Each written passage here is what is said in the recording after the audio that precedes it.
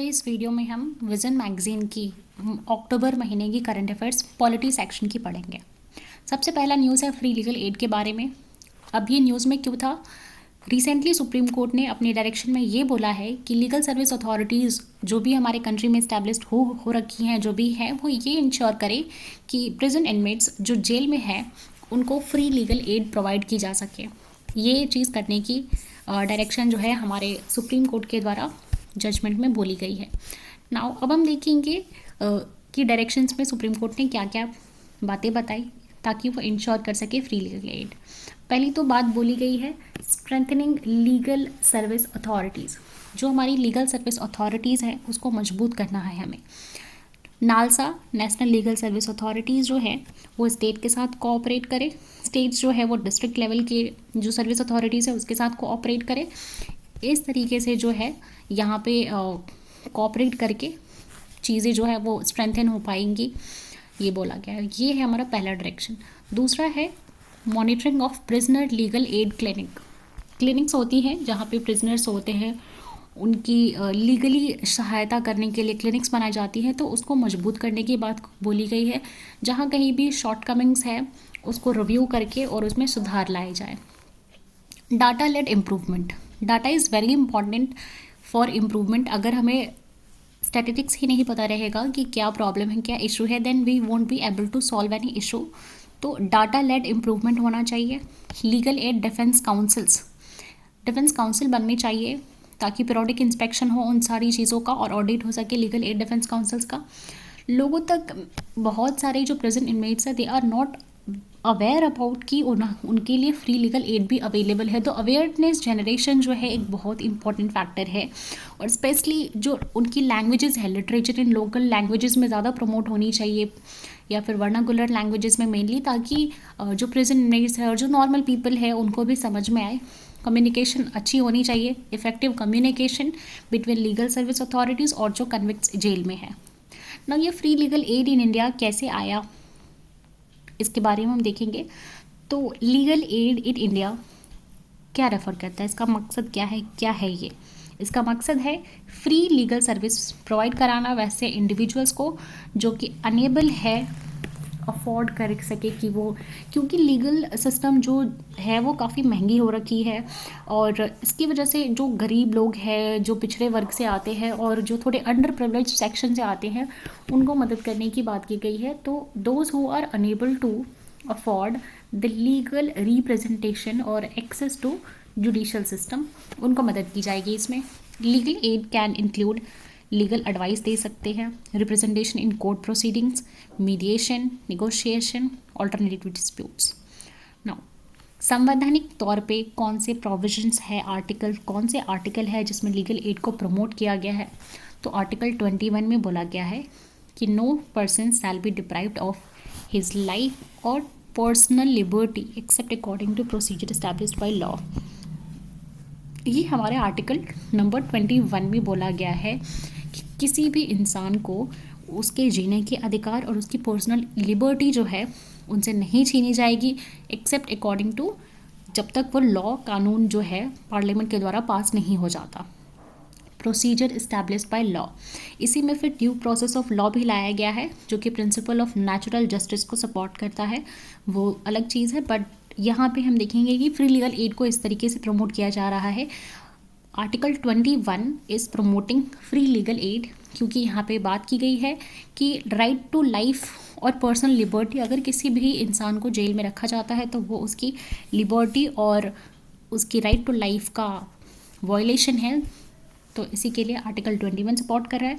Article 39A जो कि हमारा directive principle of state policy का एक्ट है, आर्टिकल उसके अंदर आता है, जो कि क्लियरली ये मेंशन करता है कि इक्वल जस्टिस होना चाहिए और फ्री लीगल एड होना चाहिए ताकि ये इंश्योर कर सके कि जस्टिस जो है वो सबको opportunities for securing justice are not denied to any citizen because of economic और अदर लायबिलिटीज़ इंसर्टेड बाय, और इस चीज़ को इंसर्ट किया गया है bye 42nd amendment act of 1976 के थ्रू। तो ये जो हमारा 39A है, article 39A has been added through 42nd Amendment Act 1976 के थ्रू इसको ऐड किया गया है। Now we are going to the next section.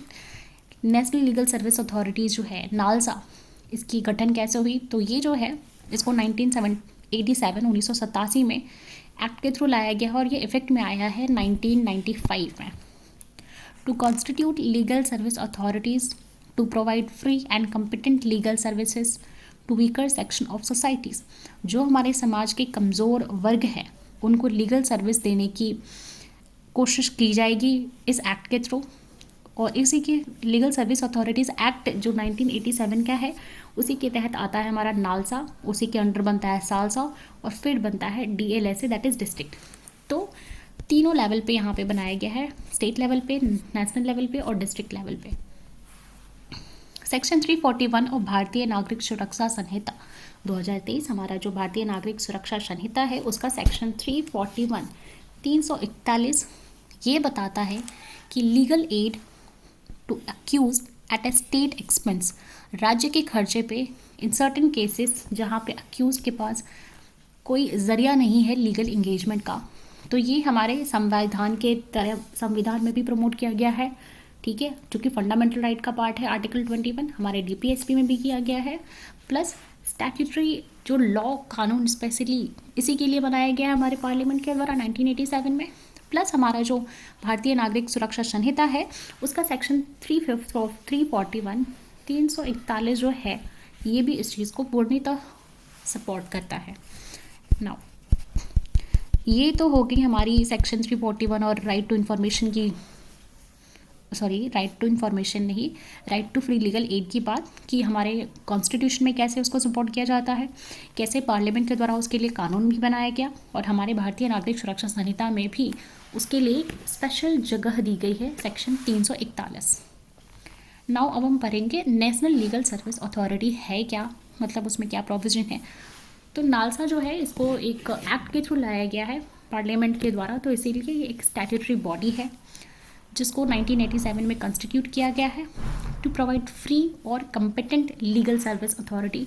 Free भी होना चाहिए और कम्पिटेंट भी होना चाहिए, किसको? Weaker section of the society को, जो हमारे समाज के कमज़ोर वर्ग है उनको। इसका फंक्शन क्या होगा? तो ये पॉलिसीज़ फॉर्मुलेट करेगा, प्रिंसिपल्स, गाइडलाइंस एंड फ्रेम करेगा effective scheme for the state legal service. जो हमारे राज्य की लीगल सर्विस है उनके लिए ये एक लीगल सर्विस प्रोवाइड करेगा। अगर अथॉरिटीज़ की बात करें तो authorities to implement the legal service programme throughout the countries, state legal service authorities जो है वो इम्प्लीमेंट करेंगे इस चीज़ को, लीगल सर्विस प्रोग्राम्स को हमारे देश में पूरे। Monitor and evaluate the implementation of legal aid programme. Legal aid programme जो है इसको मॉनिटर करेगा नालसा, एवेलुएट करेगा जो भी लीगल एड प्रोग्राम है, लोक अदालत को भी ऑर्गेनाइज करेगा ताकि कोई भी ऐसी प्रॉब्लम है जिसको आउट ऑफ कोर्ट और जल्दी सुलझा लिया जाए तो एमिकेबल सेटलमेंट डिस्प्यूट्स के लिए लोक अदालत को भी करेगा। तो इसके फंक्शन हमने पढ़ लिए, ये पॉलिसीज़ फॉर्मुलेट करेगा, प्रिंसिपल फॉर्मुलेट करेगा, गाइडलाइंस बनाएगा और स्टेट लीगल सर्विस अथॉरिटी जो है इसको इम्प्लीमेंट करेगा, प्लस लोक अदालत भी ऑर्गेनाइज की जाएगी इसी के द्वारा। अभी कौन है हमारी सोसाइटी में जो कि फ्री लीगल एड के लिए एलिजिबल है? तो women are children are included in this, irrespective of आप कौन से सेक्शन से आते हैं, किस क्लास ऑफ सोसाइटी से आते हैं, वुमेन और चिल्ड्रन आर इंक्लूडेड। SC/ST जो मेंबर है वो इंडस्ट्रियल वर्कमैन, जो मजदूर है, इंडस्ट्रीज वर्कर है, या फिर victim of mass disaster, violence, flood, drought, earthquake, industrial disaster. तो जो विक्टिम मास डिज़ास्टर के होते हैं, फ्लड के, ड्रॉट, अर्थक्वेक, इंडस्ट्रियल डिज़ास्टर, इन सब के जो विक्टिम्स हैं they are also eligible. Persons with disabilities, physically handicapped, right, persons in custody in protective home, जैसे कि हाउस अरेस्ट कर लिया जाता है, जुवेनाइल होम में है या फिर साइकेट्रिक हॉस्पिटल में है, तो ऐसे लोगों को किया जाएगा। पर्सन हुज एनुअल इनकम, जिनका सालाना जो इनकम है वो 1 लाख से कम है, एंड इससे भी ज़्यादा under the legal service authorities act 1987 के तहत, और हायर अमाउंट में भी प्रिस्क्राइब राज्य सरकार इससे भी ज़्यादा कर सकती है। विक्टिम ऑफ ट्रैफिकिंग, जो ट्रैफिकिंग और हंगर के जो विक्टिम्स हैं, human peg trafficking in human beings, जो इंसानों की खरीद फरोश होती है, या फिर जो भिखमंगे हैं उनके लिए। नाउ सिग्निफिकेंस क्या है फ्री लीगल एड का, इंपॉर्टेंस क्या है, तो ये एक तरीके से सोशल वेलफेयर और जस्टिस क्रिएट कर रहा है, हमारी सोशल वेलफेयर और जस्टिस को मेंटेन करने में मदद कर रहा है हमारी सोसाइटी और गवर्नमेंट को। राइट प्रोटेक्ट हो रहे, फ्री लीगल एड जो एक हमारा फंडामेंटल राइट है, राइट टू लिबर्टी और लाइफ, उसको प्रोटेक्ट कर रहा है। रूल ऑफ लॉ यहाँ पे स्ट्रेंथन हो रही है, कैसे, क्योंकि यहाँ पे हम लीगल असिस्टेंस दे रहे हैं, जिसकी वजह से जो मे बी जो जिनको जेल में डाल दिया गया है, they are not accuse, sorry they are not guilty, and accusation के बेसिस पे वो जेल में है और उनके पास ऐसा कोई सोर्स भी नहीं है जिसके थ्रू वो अपने आप को प्रूव कर सके कि दे आर नॉट गिल्टी। तो इस तरीके से रूल ऑफ लॉ जो है, हमारा कानून है, वो भी प्रोटेक्ट हो रहा है, एंड लीगल अवेयरनेस भी बढ़ रही है, लीगल एड भी हो रहा है। गवर्नमेंट ने क्या क्या स्टेप्स लिए, तो दिशा स्कीम सरकार लेके आ चुकी है, designing innovative solution for holistic access to justice, तो दिशा स्कीम है। टेली लॉ है, टेली लॉ क्या बोलता है, टेली लॉ बोलता है legal advice through expert panel of lawyer, कानून जो है, कानून के जो एक्सपर्ट्स हैं उनके थ्रू आपको लीगल एडवाइस दे दी जाएगी through tele law. Then Nyaya Bandhu, that is pro bono legal service program, जिसके तहत इंटरेस्टेड जो लॉयर्स है, जो चाहते हैं, इंटरेस्टेड है, वो रजिस्टर कर सकते हैं अपने आप को कि वो किसी को अंडर प्रिविलेज्ड लिटिगेशन में जाके मदद कर सकते हैं। न्याय मित्र प्रोग्राम, डिस्पोजल ऑफ 10 से 15 ईयर्स पुराने जो केस है, सिविल और क्रिमिनल केसेस हाईकोर्ट और सबऑर्डिनेट में, वो डिस्पोजल किया जाएगा लोक अदालत के थ्रू, ये भी लोक अदालत के थ्रू हो सकता है। Now we are heading towards the second right to information act 2005, ठीक है। Right to information act 2005 approaches 20वीं एनिवर्सरी इसकी मनाई गई है recently. Right to information act की 20वीं एनिवर्सरी 2025 में बनाई गई है। This is something which is important to be remember for the prelims. Now we are reading about RTI के बारे में। RTI एक्ट 2005, तो ये 2005 जून में आया है और ये इफेक्ट में अक्टूबर 2005 में आया है। द एक्ट प्रोवाइड सिटीजन्स, इस एक्ट के थ्रू जो हमारे इंडिया के सिटीजन्स है, नॉट फॉरेनर्स, द सिटीजन्स, उनके पास ये अधिकार है कि वो एक्सेस कर सकते हैं इंफॉर्मेशन को जो भी हमारी पब्लिक अथॉरिटीज़ के कंट्रोल में है। इसके कोऑर्डिनेटिंग एजेंसी है DOPT, that is department of personal training under ministry of personnel public grievances, ठीक है, तो उसके थ्रू हो सकता है। नाउ बैकग्राउंड के बारे में देखेंगे कि इस राइट टू इंफॉर्मेशन एक्ट 2005 जो आया है, उसको लाने के पीछे क्या क्या इंटरनेशनल क्या कुछ इसके पीछे रीज़न रहा है। तो universal declaration of human right को ये रेटिफाई करता है, ठीक है। International covenant on civil and political rights, इसमें भी बोला गया है कि इंसानों के सिटीजन्स के पास अधिकार है कि वो जाने अपनी पब्लिक अथॉरिटीज़ के थ्रू कि उनकी सरकार में क्या जो भी डॉक्यूमेंट्स हैं, not only documents but government authorities जो भी कंट्रोल में है, जो भी चीज़ें पब्लिक अथॉरिटीज़ के पास, उसके बारे में जानकारी ले सकती है। तो UDHR भी इसको सपोर्ट करती है। Then international covenant on civil and political rights, अंतर्राष्ट्रीय covenant on economic, social and cultural rights. India ने इनैक्ट करा था freedom of information act 2002। Freedom of information act 2002 जो है, इसको इनैक्ट किया गया था ताकि ट्रांसपेरेंसी मेंटेन हो, अकाउंटेबिलिटी एडमिनिस्ट्रेशन में। बाद में RTI एक्ट 2005 जो है, वो फ्रीडम ऑफ इंफॉर्मेशन एक्ट 2002 को रिप्लेस कर देती है। और हमारा जो एक केस आया था राजनारायण वर्सेस उत्तर प्रदेश सरकार में, तो उसमें सुप्रीम कोर्ट ने बोला कि राइट टू इन्फॉर्मेशन जो है एक फंडामेंटल राइट है अंडर आर्टिकल 19। तो ये अभी एक फंडामेंटल राइट भी हो चुकी है अंडर आर्टिकल 19। कौन से केस में, तो Rajnarayan versus Uttar Pradesh government. Now provisions क्या है इस एक्ट के, तो सबसे पहले तो हम देखेंगे कि सेंट्रल और स्टेट इंफॉर्मेशन कमीशन है इसमें। अब इनका काम क्या है, टू ओवरसी इट्स इम्प्लीमेंटेशन की राइट RTI जो है वो सही से इम्प्लीमेंट हो रहा है या नहीं, and address appeal regarding non disclosure of information, वैसे इंफॉर्मेशंस जो कि डिस्क्लोज नहीं किए जा सकते, उन सारी चीज़ों को जो नहीं किए गए हैं उनके पास जो अपील आती है उसको एड्रेस करते हैं। देन इसके बाद अंडर होता है, इसके अंदर ये होते हैं सेंट्रल पब्लिक इंफॉर्मेशन ऑफिसर या फिर state PIO in every public authority to provide information to persons requesting for the information under this act. तो सेंट्रल पब्लिक इंफॉर्मेशन और स्टेट लेवल पे पब्लिक इंफॉर्मेशन ऑफिसर्स होते हैं। राइट्स, अधिकार क्या क्या दिए गए हैं इस RTI एक्ट के थ्रू। एवरी सिटीजन, हर एक सिटीजन के पास ये अधिकार है, right to request information from public authority, अपनी पब्लिक अथॉरिटी से वो इन्फॉर्मेशन मांग सकता है। Application of public authorities, section 4 में पब्लिक अथॉरिटीज़ जो है उनकी कुछ ड्यूटीज़ है। पहला क्या है, टू मेंटेन रिकॉर्ड को मेंटेन करेगा, प्रोएक्टिवली डिस्क्लोज करेगा कुछ ऐसी आवश्यक कैटेगरीज की इन्फॉर्मेशन को, to minimize the need of formal request को। तो अपने एंड से ही पब्लिक अथॉरिटीज़ को कुछ जो ऐसे इन्फॉर्मेशन है उसको डिस्क्लोज करके रखना होगा to minimize the need of formal request को। देन एप्लीकेबिलिटी क्या होनी चाहिए, पब्लिक अथॉरिटीज़ कहाँ पे, कौन सी अथॉरिटीज़ जो है वो आरटीआई के थ्रू आपको इन्फॉर्मेशन दे सकती है। तो पब्लिक अथॉरिटीज़ इंक्लूडिंग सारे authorities, bodies, institutions of government established under the constitution. तो हर एक अथॉरिटीज़, बॉडी, इंस्टीट्यूशन जो हमारे कॉन्स्टिट्यूशन के अंडर एस्टैब्लिश हुई है, यानी कोई पार्लियामेंट के लॉ के द्वारा बनाई गई कोई बॉडी है, या फिर स्टेट लेजिस्लेचर के द्वारा बनाई गई कोई बॉडी है, नोटिफिकेशन से बनाई गई कोई बॉडी है, या फिर गवर्नमेंट के द्वारा बनाई गई कोई बॉडी है। It also include bodies owned, control and substantially financed by centre, state government and non government organisation substantially financed. तो इसके अंदर कौन आते हैं, राज्य या फिर केंद्र सरकार के द्वारा बनाई गई बॉडीज़, या फिर सब्सटेंशियली फाइनेंस्ड होती है, कंट्रोल है, या फिर नॉन गवर्नमेंट ऑर्गेनाइजेशन है जिसको सरकार फाइनेंस कर रही है, वो सारी बॉडीज से भी इंफॉर्मेशन ली जा सकती है। अब एग्जाम्पशंस है इसमें, कौन है, सेक्शन 8 है इसका। सेक्शन 8 जो है इसमें बताया गया है कि कुछ ऐसी इंफॉर्मेशन जो है उसको एग्जेम्प्ट किया गया है फ्रॉम आरटीआई से। अब वो कौन कौन से हैं पहले हम देखेंगे।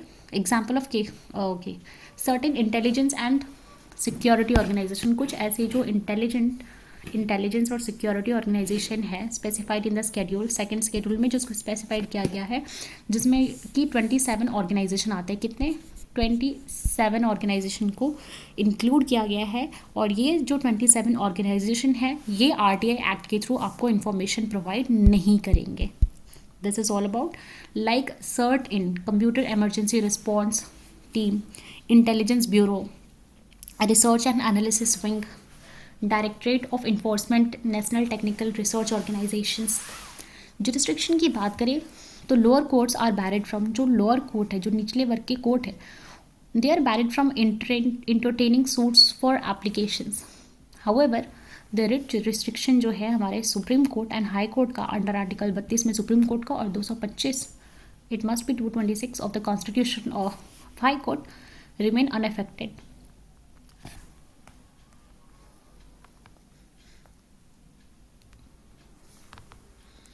Now we are moving about the next news, that is Supreme Court questions feasibility of ग्राम न्यायालय।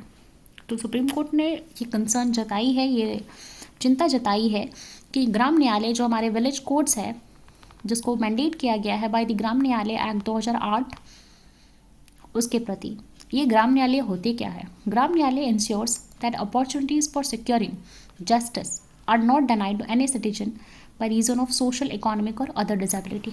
ग्राम न्यायालय ये इंश्योर करते हैं कि जस्टिस प्रोवाइड कराने में किसी भी सिटीजन को जस्टिस देने से मना ना किया जाए, इस बेसिस पे कि वो सामाजिक या आर्थिक रूप से डिसेबल है।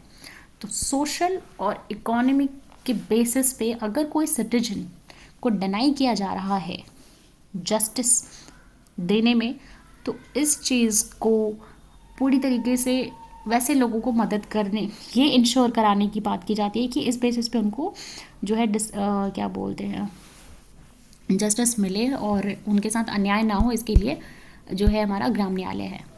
अब सुप्रीम कोर्ट ने क्या चिंता जताई है, एस्टैब्लिशमेंट ऑफ ग्राम न्यायालय by state UTs is mandatory और नॉट। ये चीज़ है सेक्शन 3 ऑफ एक्ट, ये जो हमारा एक्ट है ग्राम न्यायालय एक्ट 2008 में आया था, उस एक्ट का सेक्शन 3 बताता है कि गवर्नमेंट मे कॉन्स्टिट्यूट ग्राम न्यायालय, government may, so it is not binding on the government की गवर्नमेंट जो है वो ग्राम न्यायालय बनाए ही बनाए। दूसरी बात ये है कि रिसोर्स क्रंच, मतलब उनके पास पैसों की कमी है। राज्य सरकार ऑलरेडी फेसिंग लिमिटेड रिसोर्सेज, ठीक है, राज्य सरकार ऑलरेडी उनके पास रिसोर्सेज की कमी है फॉर रेगुलर कोर्ट्स के लिए, तो उनके लिए ये ग्राम न्यायालय चलाना मुश्किल हो रहा है, फंड करना। Rising burden, they may and up burdening high courts with appeals and writ petitions, और जिसकी वजह से हाई कोर्ट्स की जो बर्डन है रिट पिटिशंस और अपील्स के साथ बढ़ते जा रही है। नाउ फीचर क्या है ग्राम न्यायालय के? तो ये तो कंसर्न 3 चिंता जो हमारी सुप्रीम कोर्ट ने जताई थी कि ये हमारी स्टेट और यूटीज़ के लिए मैंडेटरी है या नहीं, सेक्शन 3 में बताया गया है, फाइनेंशियल क्रंच है और बर्डन बढ़ रहा है अपर कोर्ट्स को। नाउ की फीचर्स ऑफ द ग्राम न्यायालय क्या है? Establishment at the intermediate level, मतलब हमारी जिस तरीके से लोकल लेवल पे जब हम जाते हैं तो हमारी 3 लेयर होती है, एक तो हमारा विलेज लेवल, ब्लॉक लेवल उसके ऊपर, एंड देन उसके ऊपर डिस्ट्रिक्ट होता है। तो ये इंटरमीडिएट लेवल पे पंचायत और अ ग्रुप ऑफ कंटीगियस पंचायत से बना होता है।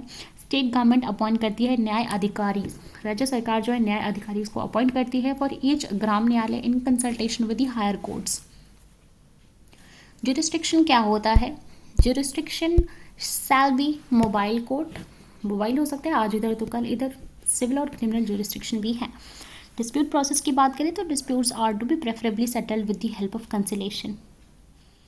Now implementation of the status of Gram Nyayalaya. Now we are moving about